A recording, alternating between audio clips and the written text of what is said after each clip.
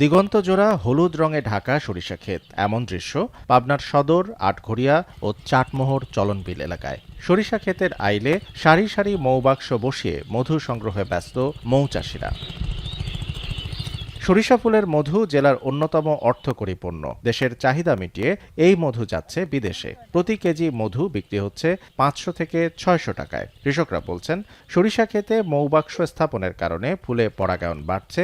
এর ফলে আগের তুলনায় ফসলের ফলনও বেড়েছে। গুণগত মান ভালো হওয়ায় ক্ষেত থেকেই মধু কিনে নিচ্ছেন অনেক ক্রেতা।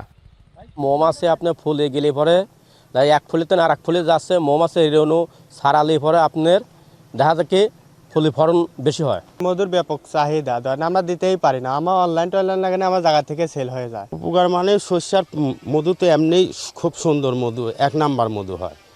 তারপরে মনে করেন যে সর্ষাটা ভালো হয় আর কি, মানে ক্ষেত যা আগে যা হয়তো এই মনে করেন যে মধু যখন হচ্ছে বুল্লা যখন বসে না, তখন ক্ষেতটা মনে করেন যে একটু বৃদ্ধি হয় আর কি। সরিষা ফুল থেকে মধু উৎপাদনে মাঠ পর্যায়ে কৃষকদের নিয়মিত পরামর্শ দিচ্ছে কৃষি সম্প্রসারণ অধিদপ্তর।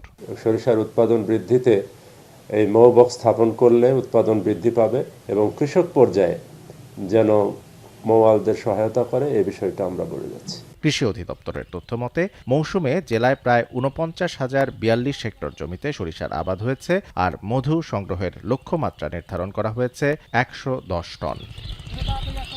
শামসুল আরেফিন, এখন।